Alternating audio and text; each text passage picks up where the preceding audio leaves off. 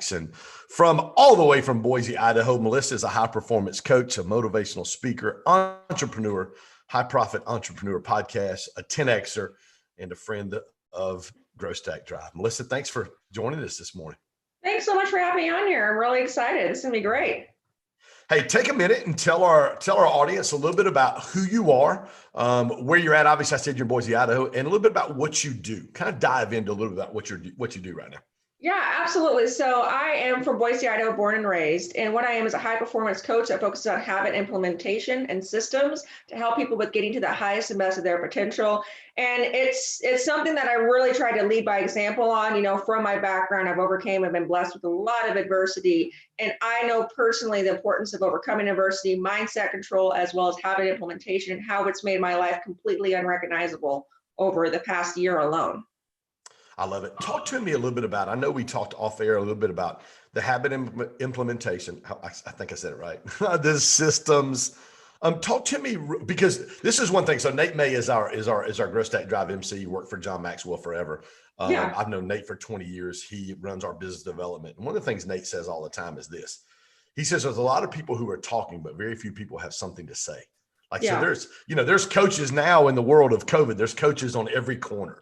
But talk to me about what makes you different, and what I think makes coaches different is experience. I've done something, and you said it just a minute ago, which I went, ooh, I kind of stood up in my chair a little bit, is you talked about habit implementation in systems and about how it's made a difference in your life. Talk to me about that and how you take that and put that and help your clients achieve that as well.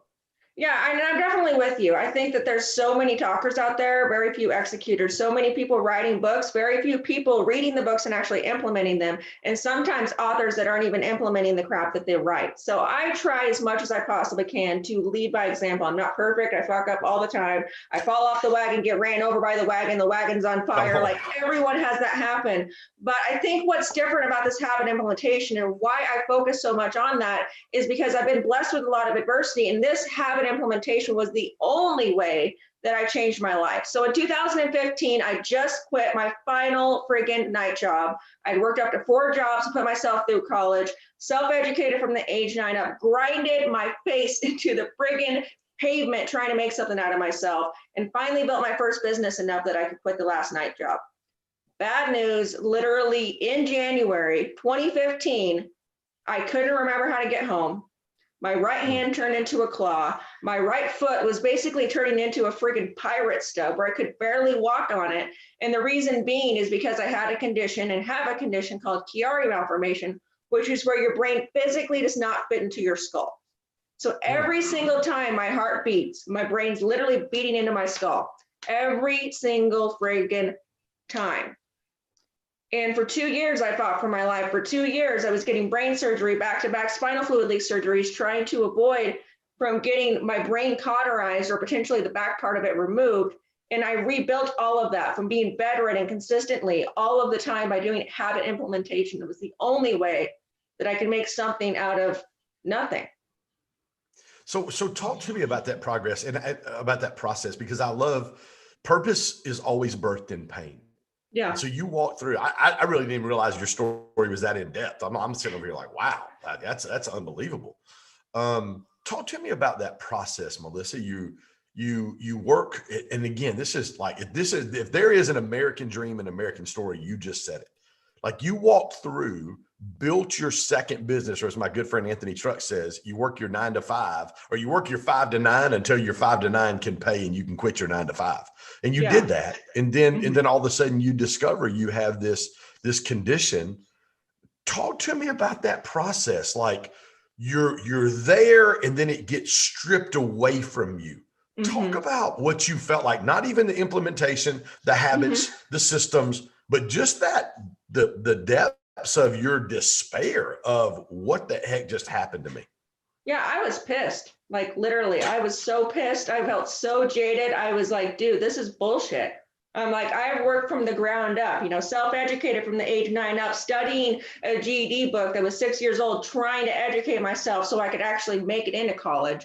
Went to college while working 4 jobs and also building my business. And I was like, dude, I finally made it. I finally am not having to wait tables anymore. I finally made it so I can actually have some time to, enjoy life. And it sucked. It sucked terribly. It was the second week of January. I went to a chiropractor because they did not know that I had Chiari malformation. I didn't know. The base part of my skull, bad news with Chiari, your brain is herniated into your neck. So they literally twisted the bottom part of my brain, and I screamed as loud as I possibly could in so much ungodly amount of pain. And everything changed terribly. I had to give up my house. I had to give up my car. And I was just pissed about the fact that I felt like, this life of actually enjoying things wasn't made for me. I felt like I had to be miserable for the rest of my life. I felt like I was cursed. And so when did that process, like that's a ton of negative, like that's a ton of, like, you're talking about getting a gut punch, getting kicked in the mouth. When did that stuff begin to shift? When did you, and what was the moment or the process where you began to look and go, okay, I've got to do something different to get myself out of this? And what was that process? And was there people involved in that process for you? I mean, there was people involved in them. And I think sometimes, though, when you're in that dark hole, you don't see anybody else. You're not there for the help. You're not there for the support. You're not able to receive it. You feel like you're the only one that's there. A very, very big support system for me was my husband, though, hands down. Hands down. That man drove all the way from Idaho to California like freaking 4 times to help me get home for my surgeries because I could not fly. So he was definitely there for me. But for the process of flipping this, but he was the only one I could really see there for me. There was a lot of other people, but he was the only one that I really allowed to be there for me. But in regards to the process, I mean, it was crappy. I'm going to be honest. I probably had a pity party for a little bit too long, but for the flipping of the process, I just realized that there's no one who's going to come and save my ass. Like there's nothing. There's either getting on disability and moving back home with my parents, which I love to death, or there's finding a way to make this work. That was it. So, I tried. you said, let me ask you a question real quick. You said there was a time where you were in that pity party. Like, Yeah. Was there a moment? What was the moment where you said, I can't do this any longer. I've got to move forward? That moment for me was realizing that I had the opportunity or the decision, I call it the fork in the road, of either getting on disability, moving back in with my parents, or figuring this shit out. And once I started looking for ways to figure this out, hands down, I started seeing inspiration. I started seeing the fact that I can make something beautiful out of this, that all adversity can be a gift if you flip it and you find a way to be a gift to yourself as well as the community around you. There was this one gal that had Chiari malformation that I found right around this same time, 17 years old. Makes me emotional this day. Every single time I feel like I'm getting kicked in the face, every single time I'm losing motivation, I think of this 17-year-old girl, had the same brain surgery that I did, was not feeling well. Something was wrong. She was graduating high school, even with the chronic disability early. She went and picked up her diploma. Very next day, didn't wake up. Spontaneous stroke, spontaneous sleep apnea, which happens pretty rarely, but it still can happen very spontaneously when you struggle with Chiari malformation. And it was that moment that I realized, like, hey, it sucks for you to get out of bed. Everything hurts. And yeah, you're blacking out, Melissa, every single 3 hours that you get up and try to do something, but you're still here. What the hell are you going to do with this adversity to live in memory of those that didn't make it? And that was the thought process that I started digging into every single day when I was fighting to try to make it to 3.5 hours, to try to make it to 4 hours without blacking out. So I guess obviously that's when that habit implementation and some of the things you begin to apply in your life. Talk to me about that process and what some of those habits were and how you begin to see kind of incremental progress with your diagnosis. Yeah, absolutely. So I came back from California, went to Stanford Hospital, had multiple surgeries back to back, and I was trying to get another surgery, and they said, hey, where we know you're leaking spinal fluid, which is the fluid that your brain floats in, is C3, C4. And if we operate on that, you have a high possibility of paralysis or fatality. And I was like, okay. How can I make something out of this? How do I fix this? And for me, I realized that I couldn't get up and pull off a miracle within 24 hours. That wasn't going to work for me. I'd get up, be like, hey, I'm going to clean my entire house. It's a shit show. I'm going to make all these cold calls. It's a shit show. I need to make money so I don't lose my house. And then I'd black out and then be bedridden for 3 days. So for me, what I started focusing on was one habit a week. What's the one system that I can implement into my life that's going to change things? What is that one thing that I can do differently this week? And if I can compound it week by week, I will be light years ahead of where I'm at right now. I'll be light years ahead of my competitors because they're not focused on the small incremental changes. And for me, that the first one, in all honesty, and do this, with the consult of your doctor, but the first one for me is I flushed all my prescriptions down the toilet. That was it. I'm like, I cannot rebuild my life and where I'm at if I can't feel the pain that I'm in, if I can't feel the real situation. And that meant that I need to stop numbing it at that particular time in my life. So that was the first habit. The next habit was, hey, I need to hydrate enough because it will help my neurological condition. I need to read, I need to meditate. And every single week I pick something new, something that I could change to make my life a little bit different. Wow. So what were some of those habits? Obviously you talked about your prescription drugs. What were some of the first few habits? If you did a habit a week, what were some of those first few habits that you implemented that you saw, wow, this has changed and having a positive effect in my life that now you help your clients with? Yeah, I mean, there's so many, but the top ones that I find, and I have an accountability group where we focus on the top 7 habits that I found. I'll just go through a couple of them. One of them is waking up on time. You can't hit that damn snooze button. You cannot wake up first thing being a loser, like hands down. You cannot wake up first thing and lie to yourself. And when you're in a lot of chronic pain and every damn thing hurts, and the only time that you can actually get some relief is when you're sleeping, that habit was a pain in the ass. It was honestly the worst, in all honesty, because I sit there and I hit the snooze button for like 4 hours because everything hurt. Waking up at 5 o'clock in the morning, I now do it at 4 o'clock in the morning, and actually waking up on time. So I have time for myself, time to get my chronic pain in order, time to calm things down with my neurological challenges, and then also time to really make time for me was a huge friggin' game changer.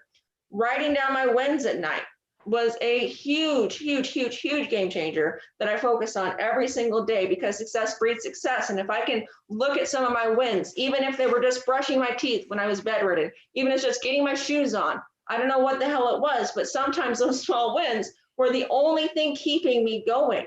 And then another one I put together that I have my coaching clients do as well. It's a weekly review process. So you're able to see what you did well, what was challenging, and then also figure out what the next step is for the next habit that's going to change people's lives. Yeah, I love that. We actually are in the middle of our, actually day 5 of our incremental, not monumental challenge with our Grow Stack Drive community. We've got about 100 people walking through that right now. Wow. And one of the things we do is we do 10 minutes at the end of each day is reflect over the day, write your goals down. That's the second time we write our goals down, but reflect over the day. Where'd you win? What was a win? And then where's an area that we can improve? So there is great power. And then also in that 10 minutes, you're looking at your schedule the next day and you're literally writing in your calendar what your schedule looks like the next day. Yeah. And I say this a lot. If you need an alarm clock to get out of bed, your goals aren't big enough. And when you do that and you go to bed, it drives you because you're so focused and excited about what's coming up the next day. I love to wake up on time. You said this, you said, don't start the day as a loser. Like if I hit that alarm, if I hit snooze, I'm a loser. I've heard a lot of people talk about this, but I've never heard anybody say, don't start the day as a loser. Talk to me about that. Well, I think that one of my favorite quotes by Will Smith is he said that self-discipline is self-love. So if you're waking up, with a commitment to yourself of like, hey, I'm going to wake up at this time, and you're losing that battle, you're hitting that snooze button, not only are you losing the first challenge, the first adversity in the entire day, you're also showing yourself a lack of self-love. You're basically saying, hey, I lied to you. I'm not going to do what I said I was going to do. And for me personally, what I try to tell people when they make commitments to themselves and they talk about self-love is I say the biggest challenge with the self-love movement is a lack of self-accountability. So what I mean by that is if you were in a relationship with somebody and they lied to you 20 damn times a day, 20 times a day, would you love them? Probably not, because you wouldn't even know who the hell they were. And they were lying to you 24/7. So if people are trying to build self-confidence, build self-love, there needs to be that self-accountability. There needs to be that following through on the commitments that you made yourself. Otherwise, you're not going to be able to win that battle. So for me personally, I try to be very particular on what I say I'm going to do. I try to be very particular and not losing on the commitments that I set for myself. And that means following through on it even when I don't feel like it. So the habit implementation, some of the things that you put in, waking up on time, weekly, daily review, looking at the end of the day and doing wins. How'd I win today? I think that's huge. When we start our team meetings off with my real estate team, my Grow Stat Drive team, every single day we start with wins. And what it does is it causes you, and I tell them this all the time, it causes you when they first get on the team, like we implemented our new guy today. Zach was first day on our team call this morning. We do them at 10 a.m. Eastern because I've got them from San Diego all the way to Atlanta. When we do that, what happens is they're like, well, I'm trying to. And so what happens is over a period of time, when we share wins, they know when we come into our meeting, the first thing we're going to do is share wins. Like I want a professional, give me a win in business every single day. Because what happens is we start going throughout our day, Melissa, and we're looking for wins. Because we know the next day I'm accountable to Ken and our team on sharing a win. So you start looking for wins. So I absolutely love, doing the review at the end of the day because it causes you, and you said that, it causes you to you see wins where before you wouldn't see wins. Yeah. Talk about that process for your bedridden, I mean, dude, your dreams are freaking just, somebody dropped a hand grenade in them, right? A freaking atomic bomb. It just blew all that stuff up. And you start looking at wins. Talk about reviewing wins, even though you weren't seeing drastic changes. Talk about how that really fed your soul and helped you move forward every day. Yeah, well, it was a complete game changer because I'd always been somebody fiercely independent. I'd always been somebody that could, throw down, that was very physical, like physically capable. I couldn't tell you were a fierce independent, by the way. I was this person, and I felt like that person that I was completely freaking shattered at this point. I couldn't get up. And the one thing, because I'd always been very independent, the one thing that I felt like I could count on was my body. And my body was physically attacking me, mentally, emotionally attacking me, and literally failing me. So it sucked terribly. So what I started doing is I started realizing, okay, dude, it's so apparent all the losses that you're having right now. Like you're losing so much stuff, but you cannot win if you're focusing on your losses, like hands down. So what I started realizing was, what are the small wins? And when I talk small wins, I'm talking small ass wins. When you're bedridden and you're blacking out all the time and you're able to barely move and everything physically friggin' hurts because you're dislocating joints and bones spontaneously, like it sucked. But for me, I started focusing on what are the small wins? Did I wake up on time? Did I brush my teeth? Like I say that, I don't mean that sarcastically, like everything friggin' hurts. There's some days where you don't even get out of bed, like hands down. So what are the small wins? Did I do my dishes? Did I what did I do? Did I stand up for myself? Did I ask for help? Like those small wins helped me with realizing, yeah, you're not the person you used to be, Melissa. Like you're not. It's not going to happen. You're not going to be able to go back to who you used to be. Just like how people want to go back to who they were in 2019. Bad news, dude. 2020 happened. You're not the person you were in 2019. You better hurry the hell up and become the person you need to be in 2020 and 2021. So I stopped trying to focus on who I used to be and started creating the person that I wanted to be. And to do that, I had to focus on the wins of the new Melissa, the new person I was becoming, and who I wanted to be in the future. I love that. I love the concept because there's something that happens in a psychological that just gives us fuel and pushes us when we look at, and people are at different levels of, well, you said, man, if I brushed my teeth, if I did my dishes, if I woke up on time, like those were wins. People that get stuck sometimes, I say this, listen, think first downs, not touchdowns. Like think first down, just move the ball 10 yards and get a first down.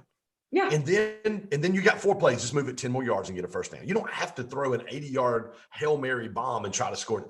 Just first downs, not touchdowns. And that's exactly what you're telling me that you did. Talk about how those smaller goals began to give you hope to be able to see, okay, hey, now some of the things that I thought were going to be possible before this, now I see those things becoming possible again, and how you kind of overcame that adversity. Yeah, that's a really good question. I don't think I've ever had anyone ask me that. So I'll do my best to, ask that question. 'Cause I don't know if I've ever really asked myself that, Ken, to be honest. But like for me personally, what I realized is I was like, holy crap, this is creating unstoppable momentum. Like I started being able to make it, 18 hours a day. I remember the first time that I worked like 18 hours a day for the first time in years. Keep in mind, I had 4 jobs, put myself through college while building a business. Like all I did was work. That was it. I loved working. Come And I was on. like, holy shit, I did 18 hours today. Like, oh my goodness. And then I started just realizing the person that I was becoming. I just looked up and everything was unrecognizable. Like I've had the opportunity to share the stage with people like Tim Story, with Brad Lee, with Elena Cardone, with Bethany Frankel, like last year and this year, in all honesty, was one of the biggest moments. And I looked up and I was like, holy shit, this is crazy. I'm not who I used to be. And the good news is, I want your audience to really get this. 2020 has sucked. It has sucked for so many people. But the good news is for me personally, and I want people that are making it, that are barely making it, that are getting by to realize this exact same things. I know it applies to them. If I did not go through all the bullshit that I did my entire life, I can't say how I would have made it through 2020. In all I love honesty, it. I'm so I, damn abs- grateful for those years. I absolutely love that. And so we talked about habits, we talked about systems. Now talk about how you've taken all of that. Like you 4 jobs, worked yourself through college, saw this dream, everything stripped away from you. You're having to go back to wins like brushing your teeth, getting out of bed, and doing your dishes. And then now you're going, okay, this is possible again. How have you taken that and packaged that to be able to help business owners and entrepreneurs win and really overcome ourselves? Because we're the Yeah. ones that we're the lid in our lives. But talk about that process and maybe even share a couple success stories from some clients that you're working with. Yeah, so I think the big thing is I would say 2 things on here. One of my all-time favorite people to follow that I found like 2 years ago is David Goggins. I Mm-hmm. don't know if you know him, Oh, but I love that. he is the number one freaking badass, I would say, of overcoming adversity and also not getting settled with where he's came. Hands down. I did my first 100-mile bike race ever. I was terrified to get on a bike this year. They canceled the damn thing, and I was like, I don't give a crap. I'm doing it myself. Like, I look at somebody like Goggins, and I'm like, hey, he leads by example. So the number one thing that I've helped a lot of the coaching clients with that I've worked with, and a lot of people that follow my motivational content, a lot of people that are chronically ill still that I don't know the name of personally on some of them, that just randomly DM me and say, hey, you gave me faith that I could become something different. They see me leading by example. They see me walking the talk as much as possible. Like I said, I still fall off the wagon, get ran over by the wagon. That happens. Come on. The number one thing is I try to get back up and be like, hey, dude, I'm going to actually do something that develops some mental toughness. So for next year, that's going to be doing a bikini competition. Terrified as all hell. Come on, girl. I've always been morbidly obese most of my life. This is the skinniest I've ever been in my entire life. And I'm going to do that shit anyways. So that's the number one thing that I help with the people that follow me. The next thing I do is I focus on how do I break down the small changes that they need to do, the small habits that they need to implement, the small wins that they need to get. We're not talking about lowering the target. We're not talking about not having 10x goals. We're talking about, hey, this is your big ass goal. What are the small changes and tweaks that you can make to get the most result, the most benefit from them? And the blessed opportunity I have and the skills that I've developed is when you're in bedridden, you're like, hey, I've got one small change I can make before I black out.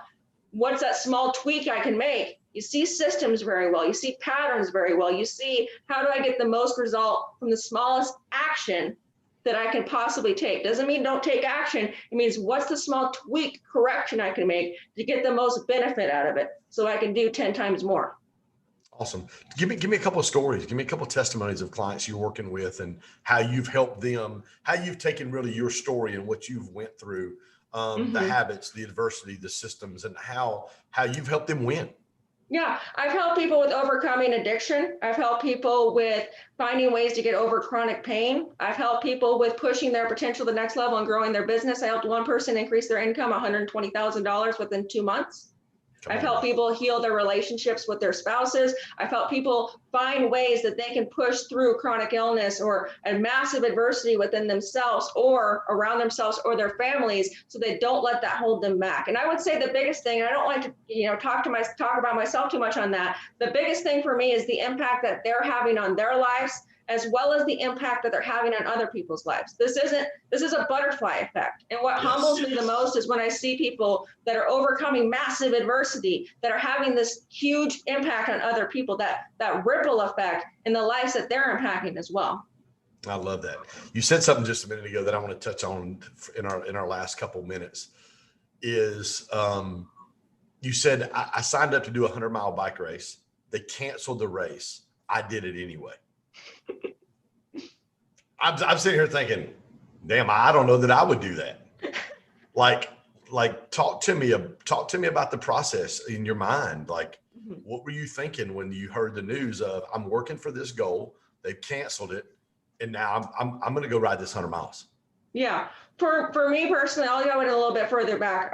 My husband tried to get me into cycling for years, and I was terrified of getting on a bike because you never know when your body's going to fail you. And I had this terrifying thought process of what happens if I get 5 miles, 10 miles down the road and I can't make it home because my body fails me.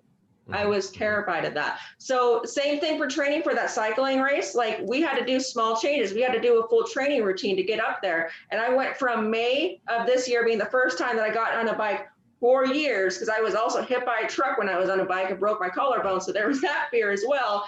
But first time in years. And then we started building all the way up to it. We got all the way to, I think, August. And then I had a terrible accident on the bike, went flying. I had to convince my poor husband who watched it that I would be okay and not die. I wouldn't crash again. And then the very next week, once everything was fixed, I bruised a bone, all of that stuff, I think it was actually 2 weeks, we started training again. And then I get this email that this race that we've been training months for, like, it was like a full-blown freaking job, had been canceled. The thing about it is it didn't impact me that much. It sucked. But the reason why it didn't impact me too much is because my husband and I made a pact. He was in the other room I went into, and I said, hey, if they canceled this race, and there's no signs that they were going to, we're going to do that shit anyways. Come on, girl. He said, all right. So we had a pre-commitment to ourselves. We had a backup plan. We had a declaration that we made to one another of like, hey, this gets canceled, we're doing that anyway. So when I got that email, I wasn't too worried. In fact, I kind of giggled. I was like, you can cancel this race all you want. I'm not canceled. I don't give a shit. I'm showing up anyways. So that pre-declaration, that pre-planning for the adversity helped with it not being that big of an impact and just making me laugh a little bit. I love it, girl. Melissa, what's the best way for people to connect with you and follow you and literally just continue to follow up and hear you? And this really is a life-changing message. This is what everybody needs to hear. You overcoming, you walking through, sacrificing for jobs, college, you're making it, boom, you get hit with this physical condition, and now you've overcome it again. What's the best way for them to connect with you? Yeah, I would empower everyone to follow me on all socials at mjacksoninspire. And then I'll also send you over a link, Ken, after this for my free ebook that everyone can check out, that everyone can read, that will help with the top 3 habits of habit implementation that people can put into their lives and take actions right now. I don't want people just to follow my message and get pumped. I want people to follow my message and then have some tools to help them with implementing in their own lives. Because this isn't about me. If it was about me, I would stop doing this because I hate doing videos. But this is about the impact. You do so great. Well, thank you. You do so great. Hey, Melissa, thank you for taking some time with us and our Grow Stat Drive audience. Love your story. I didn't really know your story was that in depth and that really transformational. Everything that you've talked about today, I still go back to, can I get out of bed on time? Can I brush my teeth and I do my dishes today? And literally those think first downs, not touchdowns. What can I do? Small, incremental, not monumental, small, incremental daily discipline habits. And I say this all the time. If you do incremental long enough, it always turns into monumental results. Yeah. Success cannot escape you if you'll do the things that you just talked to our audience about today. Hands down, hands down. I'm with you, man. Well, thanks so much for having me on here. I appreciate it. You're more than welcome. Guys, thank you for joining us on our Grow Stack Drive podcast, and my host and good friend, Melissa Jackson, all the way from Boise, Idaho. Listen, join us Monday at noon Eastern time. We've got a killer lineup next week. Melissa, thank you for being with us today, sweetheart. Thanks so much. Take care. Y'all have a blessed day and a great weekend, guys. You too.